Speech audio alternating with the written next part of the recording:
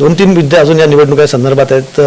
इकडे तुम्ही युतीमध्ये एकत्र लढत जरी असलात, एक इंटरेस्टिंग स्टेटमेंट खूप आहे तुमची. स्थानिक पातळीवर तुम्ही युती म्हणतायत, 2 प्रकारे आम्ही बघितलं. तर एक चाकण पॅटर्न, आम्ही कणकवली पॅटर्न ज्याला म्हणतात, तिथे सगळ्या पक्षांनी एकत्र येऊन उमेदवार दिले, जिथे तुम्ही आणि शिवसेना उद्धव बाळासाहेब ठाकरे पक्ष सुद्धा एका आघाडीत तिथे आहात.